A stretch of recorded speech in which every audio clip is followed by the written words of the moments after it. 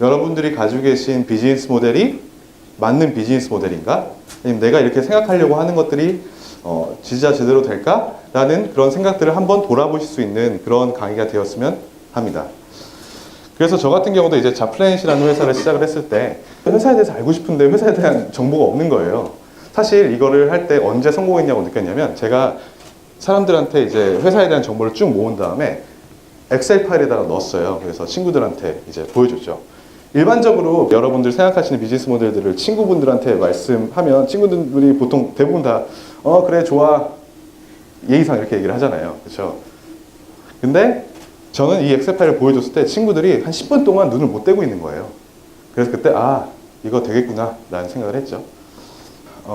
존 럭크라는 철학자가 예전부터 했었던 그 되게 유명한 질문인데 말로만 설명해서 이 사람이 과연 그 개념들을 머릿속으로 다 구상하고 보지 않고 경험하지 않는데 그 개념을 다 알아들을 수 있을까에 대한 질문이에요. 어땠을 것 같아요?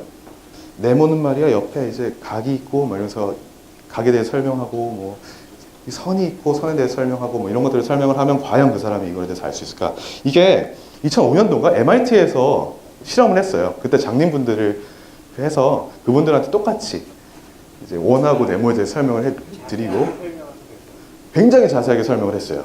그 다음에 그 당시에 이제 개념 볼 수 있는 안경을 씌운 다음에 둘 중에서 하나를 이제 맞춰보라 라고 했는데 그때 못 맞췄어요. 여기 계신 분들은 대부분 다 자기 경험에서 나온 것들이에요. 내가 이런 것들이 필요하니까 만들어내는 분들. 저 같은 경우도 자플래닛이 이제 다 망했으니까 취직을 하자라는 그런 경험적인 부분들에서 나오는 것들이 굉장히 좋은 비즈니스 모델을 발전한다고 저는 생각을 합니다. 고객의 니즈란 결국에는 누구의 니즈일 것 같아요? 제 니즈잖아요. 그래서 고객의 니즈란 자기 니즈를 잘 반영하면 잘 생각하고 그런 것들을 해결할 수 있는 방안들을 잘 생각하면 아마도 같이 맞아 떨어진다라는 생각을 하고요. 개인의 니즈가 다른 사람들과의 공감대가 많이 형성되면 형성될수록 비즈니스 모델이 커진다. 뭐 이렇게 생각하면 될 것 같아요. 그래서 제가 느끼는 그런 불편함들을 다른 사람들도 다 느끼고 있으면 그런 것들을 해결해 줄 때 있어서 굉장히 큰 비즈니스 모델이 된다고 생각합니다. 그래서 아까 시장성에 대한 부분들도 말씀하셨잖아요. 근데 시장성은 결국에는 공감대예요. 그래서 얼만큼 많은 공감을 하고 있느냐에 따라서 시장성이 이제 커지는데 그런데 고객의 니즈 같은 경우는 저는 몇 가지로 추릴 수 있다고 생각해요. 이게 뭐냐면 되게 힘든 단어인데 싸다. 다른 곳보다 싸다. 혁신 이런 싸게 만들 수 있느냐? 또는 다른 곳보다 빠르다. 또는 쉽다. 재미있다. 이쁘다. 멋있다. 신기하다. 편하다. 뭐 이러한 이게 되게 훌륭한 단어들이고 어려운 단어들인데 자기 자신의 비즈니스 모델이 이런 단어들에 몇 가지를 충족시켜주면 아마도 고객들의 니즈들은 여기 안에서 다 형성될 수 있다고 생각해요.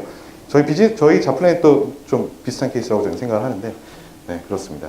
그래서 뭐, 싸다 보면 티켓몬스터부터 시작해서 G마켓, 옥션, 우리가 생각하는 모든 것들 있죠. 네이버 같은 경우를 봐도 빠르게 정보를 찾을 수 있고, 쉽게 찾을 수 있고, 그리고, 그쵸.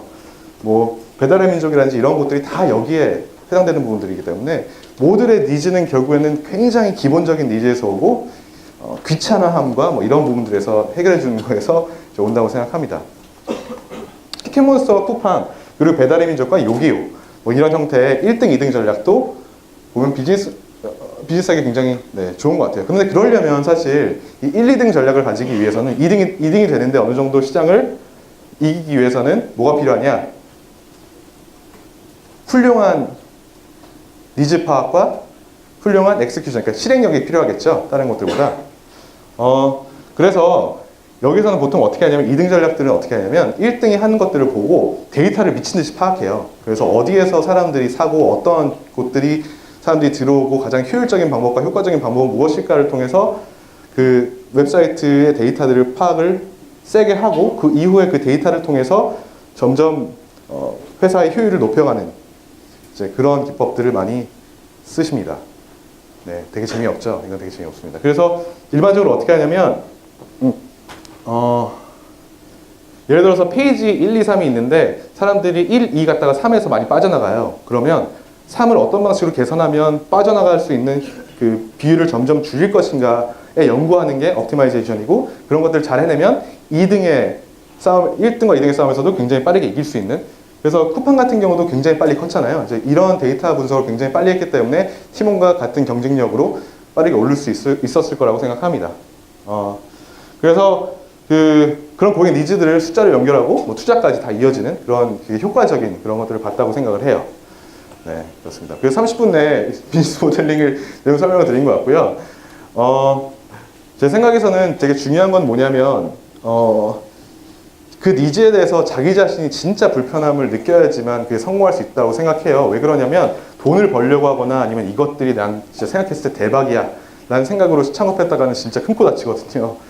그러니까 자기 자신이 계속적으로 끌고 나갈 수 있는 그런 그 믿음은 어디서 오냐면 자기 자신이 진짜 불편함을 느끼기 때문에 이걸 해결하겠다라는 그런 마인드가 있어야지만 결국에는 그 문제점을 해결할 수 있고 그런 것들을 토대로 시장에서도 인정받을 수 있을 거라고 생각합니다. 그래서 니즈 자체를 잘 생각하시고 곰곰이 생각하시고 이런 니즈들이 나만 느끼는 니즈인가 또는 내 친구들이나 아니면 같이 있는 사람들이 같이 느끼는 니즈인가 그런 불편함들을 잘 생각하셨으면 좋겠습니다.